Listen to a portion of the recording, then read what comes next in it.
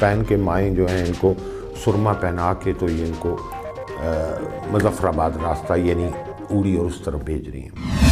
Intelligence जो है हमारी बिल्कुल कहूँगा कि वो सोई हुई थी। अब जितनी भी एजेंसीज आप कह लो सोई कि मिलिटेंसी बहुत बड़ी है 2014 से लेकर आज तक। भगवान राम की ज़िंदगी और उनके ज़िंदगी के पहलू और उनके करैक्टर, उनसे मैंने कितना कुछ सीखा है। नमस्कार, ग्रेटर जम्मू वर्चुअल के 1-to-1 प्रोग्राम में आप सबका स्वागत है। हमारे स्टूडियो में आज जो शख्सियत हैं वो किसी भी इंट्रोडक्शन की मोहताज नहीं है। वो ऐसी शख्सियत हैं, वो वर्सेटाइल हैं अपने आप में, क्योंकि ना केवल वो एक टॉप कॉप रहे हैं जम्मू कश्मीर पुलिस में, उसके अलावा रेडियो और थिएटर के भी वो आर्टिस्ट रहे हैं।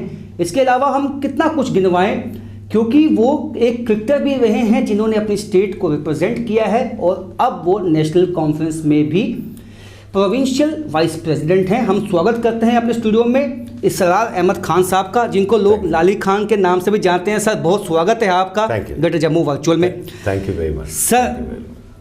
शुरुआत वहीं से करते हैं जो आपने जब पुलिस को ज्वाइन किया, लगभग 36 साल आपने योगदान दिया जम्मू कश्मीर पुलिस को, और वो वक्त देखा है आपने जब मिलिटेंसी टॉप पे थी। हमारे साथ शेयर करें कि कहाँ से आपका ये सफ़र शुरू हुआ।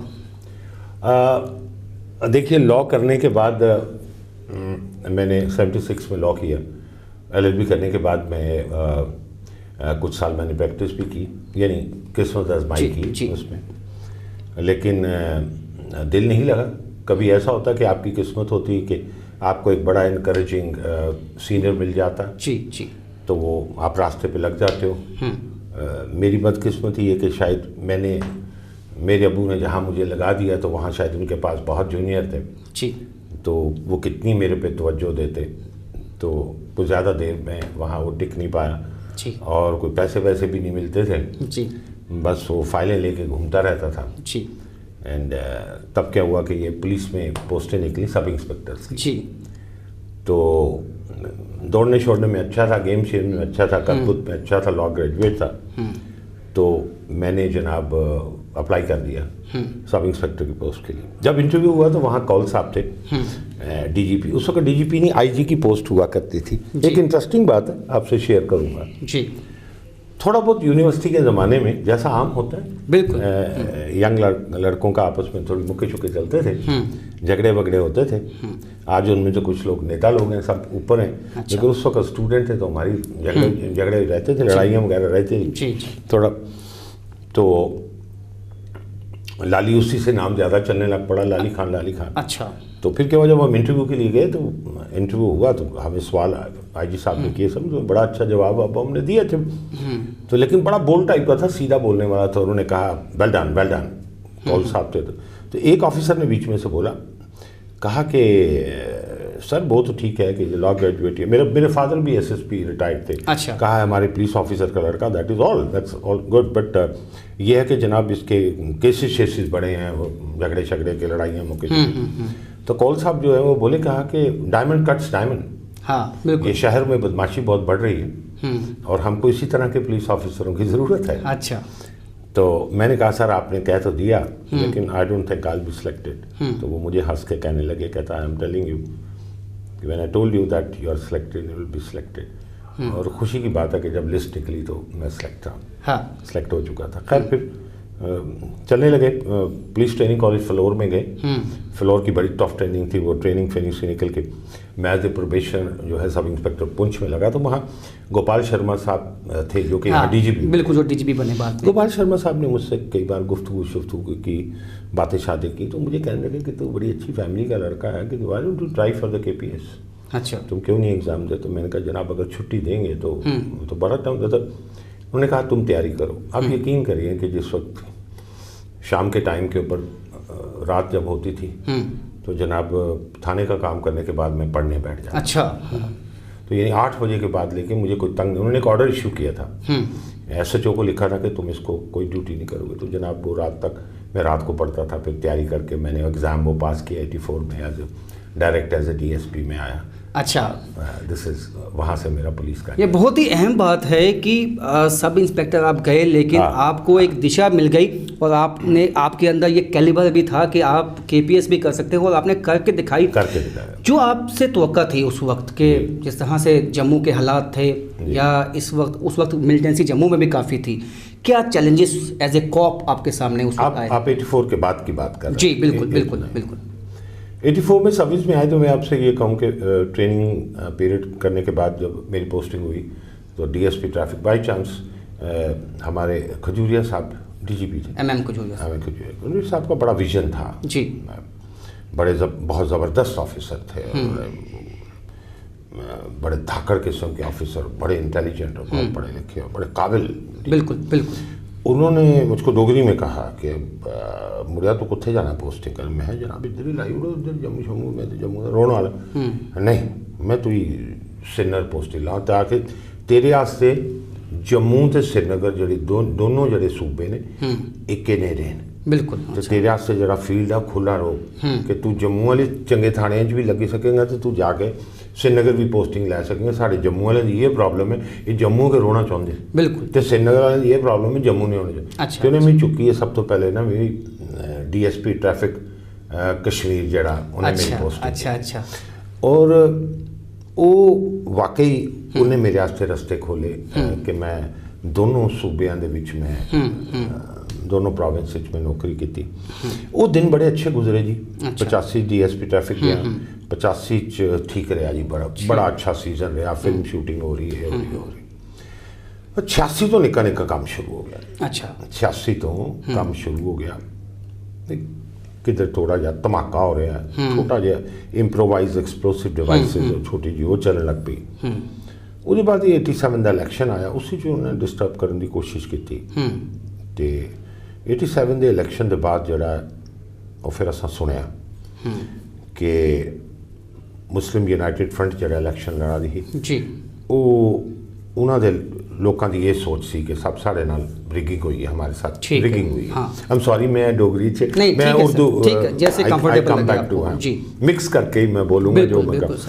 तो उन्होंने सोचा कि उनका ये कहना था कि इलेक्शन रिग हुआ, और वो टाइम है जिस वक्त पाकिस्तान ने ऑपरेशन टोपैक जो किया और जनरल ज़ियाउल हक ने इनको कहा कि देख लो कि तुमने मतदान के ज़रिए भी कोशिश की है, तुमको आज भी दबाते हैं, अब टाइम है कि तुम यहाँ आओ, हम तुमको ट्रेन करेंगे, अब तुमको अपनी आज़ादी की जंग लड़नी। ठीक, हमने सुनना शुरू कर दिया था 87 में हमने सुनना शुरू कर दिया था कि जनाब बसें लोड हो रही हैं और सुरमा पहन के माएँ जो हैं इनको सुरमा पहना के तो ये इनको मुजफ्फराबाद रास्ता यानी उड़ी और उस तरफ भेज रही हैं। सुनते थे, एक कान से सुनते थे, लेकिन निकालते भी नहीं थे। लेकिन मुझे लगता है इंटेलिजेंस फेलियर था काफ़ी as a professional police officer I tell you, after all border ही क्रॉस करते थे ना, कहीं और से आसमान से तो जा नहीं रहे। बिल्कुल बिल्कुल। तो बॉर्डर भी हमारे पोर्स से और इंटेलिजेंस जो है हमारी, बिल्कुल कहूँगा कि वो सोई हुई थी। अब जितनी भी एजेंसीज आप कह लो सोई, कि जनाब उस टाइम में 5 से 6 हज़ार लड़का अच्छा जो है पाकिस्तान पार चला गया और ट्रेनिंग करके जो आया। अच्छा, और जनाब 88 में मैं DSP से वहाँ था, हेडक्वार्टर था कश्मीर में, तो खबर आई कि जनाब वटाली साहब जो DIG उनके घर के ऊपर अटैक हुआ। अच्छा, मिलिटेंट अटैक हुआ। जनाब हम दौड़ के पहुंचे तो वहाँ एक मिलिटेंट की लाश पड़ी थी और एक AK-47 पड़ी थी। अच्छा, वो पहली AK-47 है जो किसी ने जो है देखी थी। उस वक्त तक हमारे पास, उसके बाद 90 का दशक जब बहुत तो फिर बढ़ना शुरू हो गया, तो वो पहली AK-47। कोई ऐसा चैलेंज आपके सामने आया हो कश्मीर घाटी में जब आपको इनकाउंटर का सामना करना पड़ा? बहुत बार, ये कोई एक बार नहीं, जिंदगी भरी पड़ी कि मैं कुलगाम में भी पोस्टेड था। कुलगाम के दोनों ब्रिज जो है टूटे हुए थे, तो एक तरह से कुलगाम एक आज़ाद इलाका हो चुका था।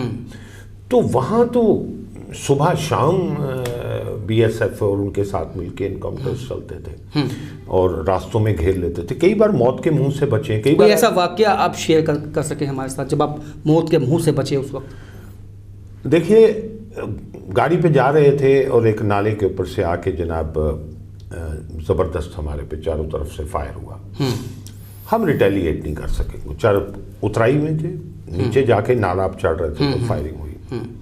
उसमें एक लड़का हमारा मर गया। हमारी किस्मत जो है शहीद हुआ। किस्मत हमारी ये है कि फायरिंग ज़बरदस्त करके वो गाड़ी के ऊपर नहीं आ गए। अच्छा। और अगर वो हमको आ जाते, क्योंकि हम में से कुछ लोगों ने फायर भी किया, पिस्टल से मैंने भी फायर किया, तो शायद वो कोई ग्रुप इतना डेडिकेटेड नहीं था कि जो आके देखता और लड़के फिर हमको जीप के अंदर मारता। वो फायरिंग अच्छी तरह से अपने दिल की तसल्ली करके, 2-3 लड़के जख्मी हुए, एक लड़का मर गया था, वो निकल गए, लेकिन मुझे कोई बुलेट नहीं लगा। तो वहाँ मौत बहुत करीब थी। एक वो वाक़ा मुझको याद है। कई बार, एक बार मैं क्राउड में फंस गया था, बिजली की स्ट्राइक वो हो रही थी 87-88 में। एक वो मुझे ज़िंदगी का वाक़ा याद है कि मैं दोनों तरफ से क्राउड मेरे पास आ गया था, दोनों तरफ से मेरे सिपाहियों को उन्होंने पास मस्जिद में ले गए और वहाँ मारा। मौलवी साहब ने बड़ी कोशिश की उनको बचाने की, उन्होंने मौलवी को भी मारा, तो उन लड़कों को मारा। वो बाद में लड़के बड़े इंजर्ड रहे। मुझको थोड़ी फायरिंग करनी पड़ी और फायरिंग करा के मैं बीच में से फायरिंग करते हुए मैंने उस क्राउड के बीच में से, मुझे किसी एक क्राउड से निकलना था जो मुझे थोड़ा थिन लगा। मैं गुस्से में उनकी तरफ आया जैसे फायरिंग करने, तो वो डर तो जाता है ना, वो क्राउड जो बीच में से थोड़ा फटा, मैंने रिवॉल्वर ऐसे रखी, वो क्राउड फटा, उसके अंदर से मैं भाग के पीछे मेरे ट्रुप्स थे उसमें, अगर मैं उनके हाथ आ जाता तो would have blessed me to death. बिल्कुल, बहुत ही क्लोज इनकाउंटर्स आपके हुए। लेकिन हमें भी याद है जब सांबा में सेना के कैंप पे जब इनकाउंटर हुआ था, तो आप एसएसपी उस वक्त एसएसपी सांबा थे, और उस वक्त भी हमने देखा कि काफ़ी एक्टिवली आपने उसमें पार्टिसिपेट करके वो जो है साइज जो कंप्लीट स्थिति को संभाला था। वो बताएं हमें वाकया। देखिए, वो तो आपको पता ही है कि वो हीरानगर की तरफ से वो क्रॉस करके आए थे जी, और जैसे ही वो सांबा के अंदर आए तो उन्हें जो पहला कैंप मिला उसके अंदर वो घुस गए थे। अब वो जब कैंप के अंदर घुस गए थे तो हमने पोजीशन संभाली, तो आर्मी ने हमको कहा कि आप अंदर मत आओ, अंदर हम इनको करते हैं, लेकिन बाहर का जो एरिया है, नाले का जो एरिया था, हमें पता लगा ये यहाँ से भागेंगे जी। तो वो नाले वाला जो एरिया और जो बाहर की सराउंडिंग थी जहाँ से वो भाग सकते थे, वो हमने सारा पुलिस ने आपस में कवर किया। तो अब वो नाले से ही भागना चाहते थे, तो उन्होंने बड़ी ज़बरदस्त फायरिंग हमारे ऊपर की, यानी वो वहाँ भी बड़ी मुश्किल से जान बची। बड़े ज़बरदस्त बस्ट वहाँ आए, लेकिन शुक्र है कि हम लेटे हुए थे। लेकिन जब हमने यहाँ से रिटेलिएशन वापस किया तो उनको समझ आ गई कि वो घेरे में आ चुके हैं, यानी अगर वो बाहर भी निकलेंगे फायरिंग करके तो वो बच नहीं पाएंगे। तो इसलिए उन्होंने फिर क्या किया कि एक बिल्डिंग के अंदर ही बैठ के, और वही उन्होंने अपना फिदायन अटैक था, बिल्कुल, तो उन्होंने डिसाइड किया कि अब यहीं बैठ के लड़ेंगे, क्योंकि बाहर भी निकल नहीं सकते, बाहर भी लग गया। सर, आप एसएसपी सांबा रहे और आप ये जानते हैं कि वो जो बेल्ट है हीरानगर से सांबा तक, जो इंटरनेशनल बॉर्डर की बेल्ट है, वहाँ पे अभी हाल ही में पिछले दिनों में काफ़ी जो है टनल्स मिली। लेकिन क्या तब जो इन्फिल्ट्रेशन होती थी उसमें कमी आपको लगती है या उस वक्त ज़्यादा थी? सच्चाई अगर पूछें तो मुझे लगता है इन्फिल्ट्रेशन और सब कुछ बड़ी है 2014 के बाद। जी जी। अगर आप मैं नेशनल कॉन्फ्रेंस के पॉइंट ऑफ व्यू से नहीं बोल रहा, मैं आपको purely as a police officer बोल रहा हूँ। जी बिल्कुल। हमने बहुत हद तक, पुलिस ने बहुत हद तक कंट्रोल किया था मिलिटेंसी को by involving the youth in the cultural programmes and cultural activities. और हमने उनके नाटक मंडलियाँ उनकी बनाई थी। फिर आपको याद होगा कि मैंने वो छूना है आसमान कल्चरल प्रोग्राम के, वो थाने की लेवल से शुरू होता था। तो हम उसमें बहुत कामयाब थे कि जो यूथ था उनको हमने अपने साथ इन्वॉल्व कर लिया था। और उस वक्त मिलिटेंसी सबसे लो थी, यानी हमारे पास 35 मिलिटेंट ऑन रिकॉर्ड है, 35 मिलिटेंट टोटल रह गए थे कश्मीर। अच्छा। टोटल जम्मू कश्मीर में। वो आर्मी ने भी अपने फिक्स थे, अगर आप फैक्ट्स देखेंगे आर्मी आपको बताएगी कि 2014 में 80 मिलिटेंट्स थे, साल के एंड होने तक आर्मी ने 45 मिलिटेंट्स, आर्मी और पुलिस मार लिए, जॉइंट ऑपरेशन में मार लिए थे। तो इसका मतलब 35 रह गए, और नई रिक्रूटमेंट उनको मिल नहीं रही थी, लड़के बाहर नहीं जा रहे। और किलिंग भी सबसे नीचे लेवल, सिविल किलिंग भी, सिविल डेथ भी बहुत नीचे आ गई। ये जो यूथ को हमने इन्वॉल्व किया था, ये पॉलिसीज हमको दोबारा करनी चाहिए। यूथ को हमने ड्रामा, सकाफत, कल्चरल एक्टिविटी, उनमें से छूना है आसमान प्रोग्राम में भी कितने बच्चे जिन्होंने अपनी रोजी रोटी जो है अपनी कमा रहे हैं और वो उसमें लग गए। हमको कोई ऐसे प्रोग्राम यूथ के करने चाहिए इसी तरह के या जॉब ओरिएंटेड जिसमें हम इस यूथ को बताएं कि that we are doing something for you. Sir, सकाफत की बात आपने की, इसके साथ साथ मेरा ये सवाल था कि जिस तरह से अब ये दावे किए जाते हैं, अब गैजेट्स इतने आ गए हैं, अब जो है मॉनिटरिंग के लिए बहुत सारी जो है हेल्प मिलती है, तो तब तो ऐसी हेल्प नहीं थी इनिशियली। बिल्कुल। तो ये क्या वाकई इफ़ेक्टिव हैं चीज़ें रोकने के लिए इसको? देखिए ये इफेक्टिव है, बिल्कुल ठीक है, ये इफेक्टिव है, बॉर्डर के ऊपर भी बहुत इफेक्टिव है। अभी आप देखें कल का एक वाक़ा हुआ बरजला में जो है उन्होंने पुलिस के 2 जवानों की बिल्कुल। अब देखो कैमरे से कैप्चर हो गया वो। हाँ बिल्कुल। पुलिस ने उसको रिकग्नाइज कर लिया, एक अरेस्ट भी कर ली और मुझे लगता है कल तक मार लेंगे, कल या परसों तक वो उसको पकड़ लेंगे। ये इफेक्टिव है। लेकिन मैंने जो आपसे पहली बात कही, सच्चाई ये है कि मिलिटेंसी बहुत बड़ी है 2014 से लेकर आज तक। हम इसको कोई कंट्रोल नहीं कर सकते, 1000 हम दावे कर लें, फैक्ट्स और फिगर के ऊपर आप जाइए। आज इस वक्त पुलिस और आर्मी खुद कह रही है कि 450 से 500 मिलिटेंट। बिल्कुल। आप इस फिगर को डबल कर लीजिए एक्चुअल, क्योंकि मेरा तजुर्बा है 30 सालों का, तो एक 800 से 900 के करीब की फिगर आती है। तो ये कहाँ से आए? इसका मतलब रिक्रूटमेंट आ रही है, बहुत हुई है रिक्रूटमेंट। इसका मतलब है बॉर्डर के एरिया से लेकर सारे एरिया पोरस में इतने गैजेट्स इतने लगा के भी फेल हुए।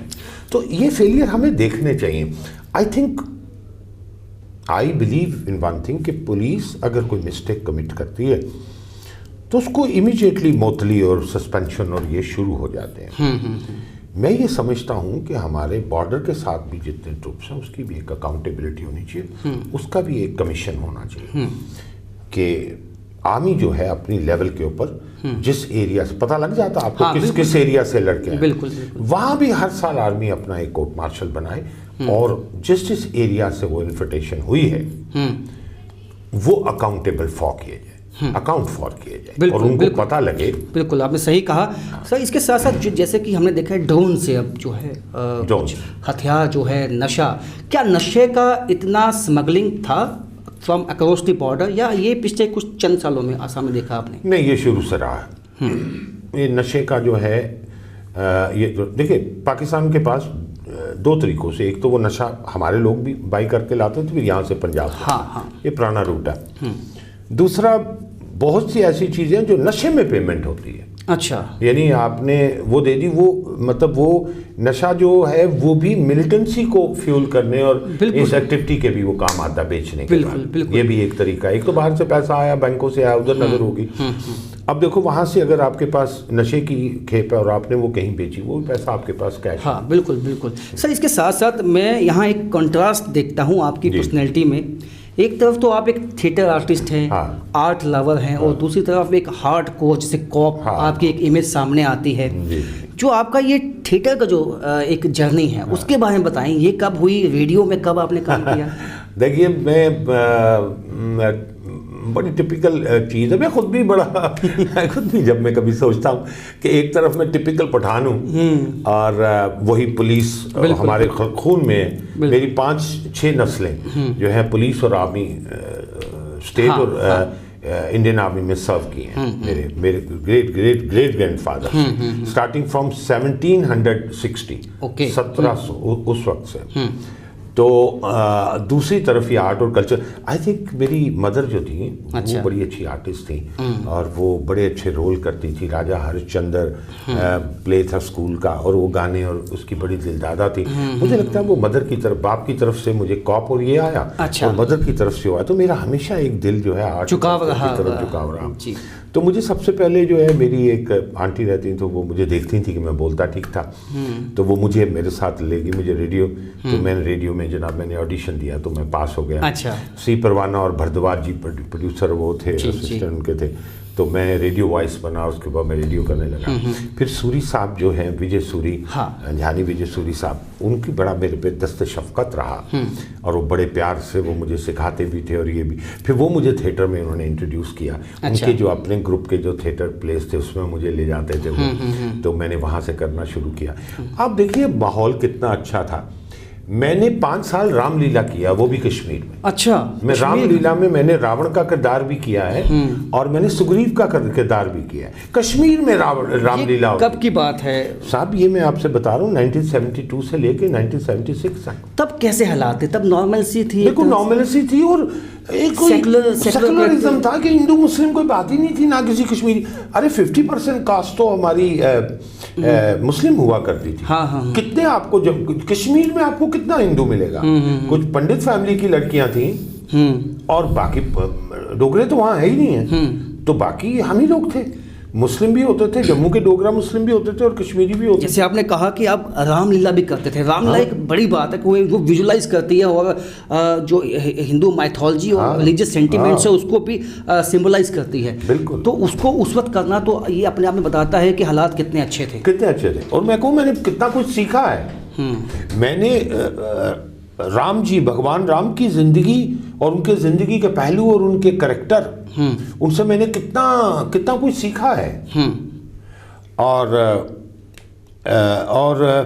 मैं इतना कुछ जानता हूं कि जो शायद मैं आपको ऐसी चीजें, क्योंकि मैंने ऐसे रोल किए और ऐसे सीन किए, जैसे वो पुल पूजन सेरेमनी का सीन था, क्योंकि वो उच्च कोटि के ब्राह्मण था वो रावण। हाँ। तो वो आए और सीता माता को वो लेकर आए और आके वहां पूजा करवाई, क्योंकि वो सबसे कि तुम्हें मेरे खिलाफ जो है विजय प्राप्त हो। कैरेक्टर देखिए। तो ये चीजें मैंने सीन किया तो मैं भी बड़ा हैरान होता था। और हमें बड़ा एक प्यारा और सेकुलर माहौल था, हम कभी ये सोचते ही नहीं थे। सर, आपने जब रेडियो किया तब रेडियो को बहुत लोग सुनते थे, क्योंकि ज़्यादा माध्यम नहीं थे लोगों के पास। तो काफ़ी जो है लोगों का फीडबैक भी आता होगा आपके पास? बड़े लेटर्स आते थे, चिट्ठियाँ। हमें ज़्यादा नहीं पता लगता था, to be honest. Radio station में लेटर्स आती थी तो वो कई बार वो एक प्रोग्राम में पढ़ के सुनाया करते थे। अच्छा। कि फलाने ने अमरावती से ये कहा, वो कहा। लेकिन लोगों की बड़ी रुचि होती थी और लोग उसको बड़े शौक से उनको सुनते थे तब से। ये बहुत बड़ा एक मीडियम था ये। फिर उसके बाद मैं टेलीविज़न में गया। देन आई गॉट सिलेक्टेड 74 में जब वो टेलीविज़न स्टार्ट हुआ तो मैंने वहाँ ऑडिशन दिया। आवाज़ चूँकि अच्छी थी, रेडियो प्ले और स्टेज किया था, तो मैं जनाब पहले ही अटेम्प्ट में हो गया। फिर मैंने वहाँ भी बहुत टेलीफिल्म और टेलीप्लेस किए दूरदर्शन से। और वो मेरी रुचि रही जब तक कि मैं पुलिस की सर्विस में आया। फिर पुलिस की सर्विस से जब मैं वापस पुलिस में अब एज एन ऑफिसर आ गया तो बड़ा मुश्किल हो रहा था मेरे लिए। लेकिन फिर मैंने स्क्रिप्ट लिखना शुरू किए। स्क्रिप्ट लिखने से मैंने बना, फिर उसके बाद मैंने एक प्रोडक्शन कंपनी अपनी बनाई और मैं अपना प्रोडक्शन हाउस बनाया, जिसमें मैंने दूरदर्शन के लिए, डीडी भारती के लिए, डीडी उर्दू के लिए और स्टार प्लस के लिए बहुत से सीरियल जो है मैंने। सर, आपका जो एक तरह से हम कहेंगे आप इतने वर्सेटाइल रहे। हमने जो रिसर्च की उसके मुताबिक आप क्रिकेटर भी रहे हैं और स्टेट को रिप्रेजेंट किया। हाँ, ये कब किया और ये कैसे हुआ? ये 72 से ले, पहले इंटर यूनिवर्सिटी खेली फिर स्टेट खेली। ये 72 जब मैं साइंस कॉलेज में था, वहाँ से लेकर और 76 तक जब मैं लॉ था, तो उस जमाने में तो हमारा क्रिकेट ही हुआ करता था, या कभी ये स्टेज प्लेस में चले जाना और आर्ट और रेडियो प्ले भी कर लिया। अच्छा, वहाँ से थोड़ी सी फीस मिल जाती थी, कुछ क्रिकेट से भी थोड़ा मिल जाता था। उसी में बैठ के जनाब चाय का कप और समोसा खा लिया करते थे। अच्छा। जी। सर, इसके साथ साथ अब बहुत ही लोग जो हमारे श्रोता हैं वो भी हैरान होंगे कि पुलिस में भी आप रहे, आप आर्टिस्ट भी थे, आप क्रिकेटर भी थे, फिर पॉलिटिक्स में आने का कैसे सोचा? पॉलिटिक्स में आप आ गए और नेशनल कॉन्फ्रेंस में आए। सोचा, मैं आपसे एक बात बताता हूँ। देखिए, आप कुछ भी हो, पुलिस में आप बंधे हुए रहते हो। आपको एक डिसिप्लिन के अंदर काम करना और आप उससे बाहर नहीं आ सकते। लेकिन अगर आप पढ़े लिखे और एजुकेटेड पर्सन हो तो आप देखते हो कि व्हाट इज हैपनिंग अराउंड, ठीक है। और आप बहुत सी चीज़ें हैं जिनको आप बहुत रिजेंट करते हो, बहुत डिसलाइक करते हो, लेकिन पुलिस की सर्विस में रह के आप घुटे हुए रहते हो और आप वो कर नहीं सकते। और इसलिए मैं ये समझता था कि मुझे लोगों की खिदमत भी करना। मैं वो ऑफिसर था जो हमेशा सोचता था कि लोगों की खिदमत करो, मतलब मुझे अगर पोस्ट मिली है तो मैंने इस पोस्ट को नेगेटिव नहीं यूज़ करना। मुझे दोस्त रहना है, मुझे देखना है कि मैं इमीडिएटली कैसे किसी की मदद, गरीब की मदद कर सकता। अच्छा। और कुछ नहीं तो जब वो मेरे कमरे में आते थे, आपने जैसा कहा, पता करिए जहाँ जहाँ भी मैं डिस्ट्रिक्ट एसपी रहा, कम से कम चाय का कप और बिस्कुट देता था मैं। तो वो कई लोग कहते थे बाजी हमारा काम हो गया। तो वो मेरे में वो खिदमत खल्क करने का वो एक जज्बा जो कि मेरे अंदर आर्टिस्ट है बेसिकली, बिल्कुल वो आर्टिस्ट के दिल में होता, वो शायद मुझे पॉलिटिक्स में लाया कि मैं रिटायरमेंट के बाद भी अपने लोगों की खिदमत कर सकूं, रिटायरमेंट के बाद भी मैं किसी को सहारा दे सकूं, किसी के पेट में रोटी पहुंचा सकूं, किसी के दुख दर्द में जो कि हमें शिरकत कर सकूं। तो नेशनल कॉन्फ्रेंस को ही क्यों चुना? हाँ, मैं बताता हूँ। क्योंकि दो तीन तरह की पार्टियां थी। एक थी जो बिल्कुल हार्डकोर टाइप के लोग थे, पाकिस्तानी नवाज कह लो या मिलिटेंसी नवाज कह लो, बिल्कुल आप जानते हैं, चाहे वो पीडीपी थी, चाहे वो हुर्रियत के लोग थे, चाहे वो थे। दूसरी तरफ आपकी पार्टी थी जो बिल्कुल ही अल्ट्रा नेशनलिस्ट थे, ठीक है, जिनका मेरा मौक़िफ़ उनसे नहीं मिलता था, मुझे आज भी नहीं मिलता। मैं बीजेपी की आज भी किसी बात से एग्री नहीं करता हूँ। मैं तो कहता हूँ कि हमारे मुल्क का जो माहौल बिगाड़ने में और एक प्यार और एक मोहब्बत का जो माहौल था इस कंट्री का, उसको तबाह करने में इनका हाथ है। क्या पावर और सत्ता के लिए आप पूरी कंट्री को डिस्ट्रॉय कर दोगे? तो आप देखें कि हम पहुंच कहाँ गए हैं। मतलब चलिए मैं पहले आपको अपनी बात का जो, तो मैंने सबको जब गौर से देखा तो मुझे लगा कि नेशनल कॉन्फ्रेंस मेरे मौक़िफ़ से, मेरी सोच से सबसे करीब, आइडियोलॉजी आपकी ऐसी। नेशनल कॉन्फ्रेंस बात करती है, इन्होंने कितना बड़ा जो एक चीज़ दी जिसको लोग भूल जाते हैं, लैंड टू टिलर। मेरी भी कई 100,000 बल्कि कनाल ज़मीन लैंड टू टिलर में गई, लेकिन मेरे 150 से ज़्यादा मज़ारे जिसमें शेड्यूल कास्ट, शेड्यूल ट्राइब्स भी थे, उनको भी ज़मीनें मिली, उन्होंने भी रोटी खाई। और मुझको बुरा लगता था कई बार, मेरा बाप हाकम की तरह उनके साथ ट्रीट करता था। उन सबको किसी को 10 कनाल मिली, 5 कनाल। तो एक नेशनल कॉन्फ्रेंस ने बहुत बड़ा काम किया जो कि पूरी कंट्री में नहीं हुआ, बिल्कुल लैंड टू टिलर। दूसरा जो था इनका एक ये मौक़िफ़ भी जो मुझे बड़ा पसंद था कि सेकुलरिज्म। ये वो पार्टी थी जो कि पूरी स्टेट में प्रेजेंट थी। ये कोई एक मौक़िफ़, मैं कांग्रेस की बात ही नहीं करना चाहता। कांग्रेस हमेशा डुप्लिसिटी में उसने बिलीव किया कि बोलना अपने आप को सेकुलर, लेकिन कोई सेकुलरिज्म नहीं है। आपको लगता है कि कांग्रेस ने वोट बैंक पॉलिटिक्स के लिए मुसलमानों का इस्तेमाल किया? हमेशा। और मैंने आपसे कहा सबसे ज़्यादा फसाद बढ़ाने वाले जो हैं ये कांग्रेस वाले ही थे। वहाँ जो शिलान्यास कराने वाले, जो बाकी मंदिर का इशू उठाने वाले, वो कांग्रेस वाले थे। इन्होंने एक लबादा उड़ा हुआ है सेकुलरिज्म का। सो आई हेटेड देम, क्योंकि इनमें हमेशा डुप्लिसिटी रही है। नेशनल कॉन्फ्रेंस एक ऐसी मुझे जमात लगी, सारे हिंदू, मुसलमान, सिख, ईसाई को लेकर चलने वाली थी, नंबर 1। सेकेंडली कि ये गरीब के लिए थी, पुअर के लिए थी, 2। तीसरी चीज़ थी कि ये स्टेट की जो अपनी हमारी खुद इख्तियारियत है, जो 370 और 35A के तहत, 35A तो महाराजा ने दिया, उसी को मौक़िफ़ को लेके चलती थी। कहते थे हम नेशनलिस्ट हैं, we are true Indians, but हम एक मुआहदे के तहत कंट्री के साथ जुड़े हैं। उसको आप मत लो, उसको जो हमारी आपने ग्रेटर ऑटोनॉमी 1953 के बाद जो आपने एरोड किया, वो हमको वापस दो। नेशनल कॉन्फ्रेंस कभी भी अलग होने या पाकिस्तान की बात नहीं करता था। नेशनल कॉन्फ्रेंस ने हमेशा अखंड भारत की बात की है। नेशनल कॉन्फ्रेंस ने हमेशा सेकुलरिज्म की बात की। नेशनल कॉन्फ्रेंस ने हमेशा नेशनल की बात की है। तो नेशनल की बात में यही चीज़ मुझे उनकी पसंद थी, और मैं ये एग्री करता था कि जो हमारी, जिसके तहत हम आपसे जुड़े हैं, जिस सेक्शन के तहत आप जुड़े, how can arbitrarily you can overall you can finish it and dump it. Sir, आप प्रोविंशियल वाइस प्रेसिडेंट हैं नेशनल कॉन्फ्रेंस के।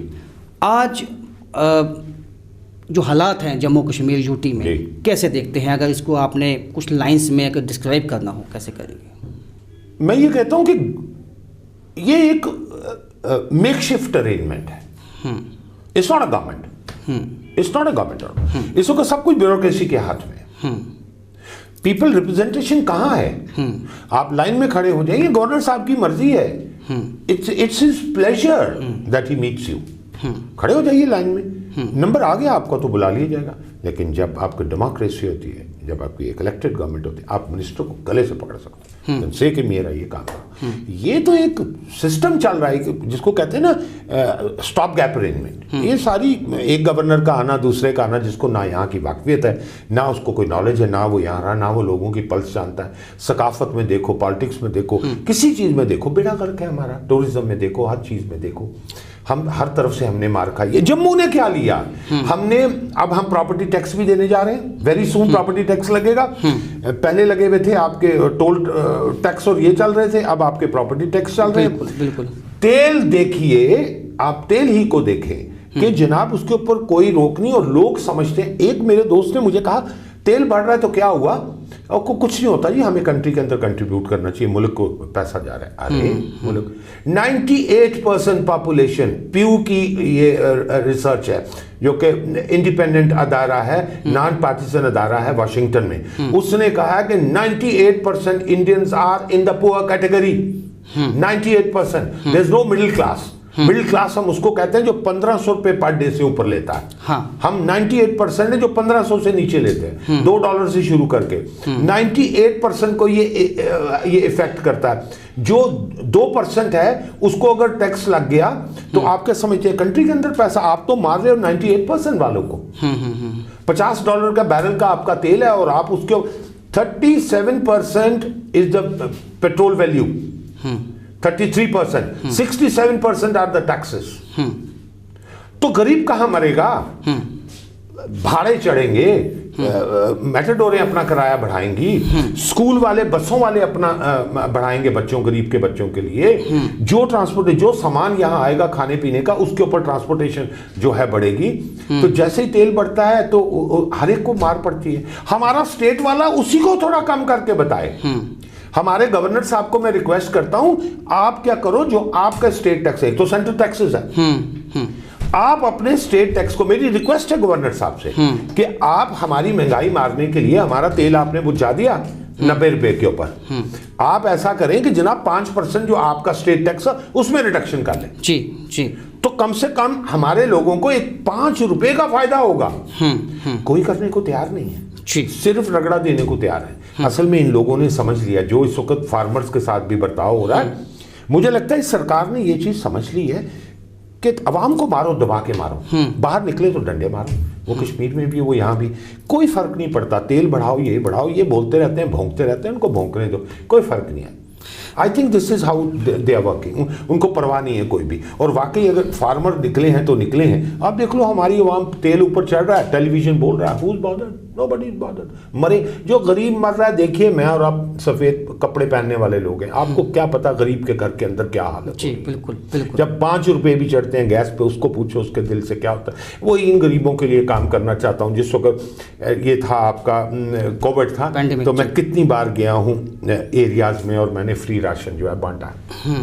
तो मुझे ये नहीं था कि मैंने उसका कोई नंबर कमाने हैं, मैं ये था कि चलो अगर मैं 100 घरानों को रोटी रात की खिला, सारा दिन नहीं खिला, 10 दिन भी अगर मैं 100 घरानों को रोटी खिला रहा हूँ, रात को तसल्ली से सोता था मैं कि यार इनको मेरे दरवाजे पे कोई भी आ जाता था, मेरे कोई भी मांगे मैं उसको दे। मेरा दिल ऐसा है, मेरे पे कोई भी मांगने के लिए आ जाता है, मैं उसको खाली अपने हाथ से घर से जा। बहुत बहुत शुक्रिया सर, आप 1 to 1 में आए, हमें समय दिया। तो जिस तरह से बेबाकी से बात करने वाले लाली खान, इसरार खान, जिसको आप जानते हो, ये पुलिस कॉप भी रहे, ये आर्टिस्ट भी हैं, ये क्रिकेटर भी हैं, लेकिन इनके दिल के अंदर एक सॉफ्ट अप्रोच भी है लोगों के लिए, जो आज 1 to 1 प्रोग्राम में हमने देखने को मिली हमें। और ये चाहते हैं कि ये सियासत में रह के लोगों के लिए कुछ भलाई के काम कर सकें। फिलहाल मेरे साथ इतना ही। 1 to 1 के अगले प्रोग्राम में आपसे पुनः मुलाकात होगी, तब तक के लिए नमस्कार।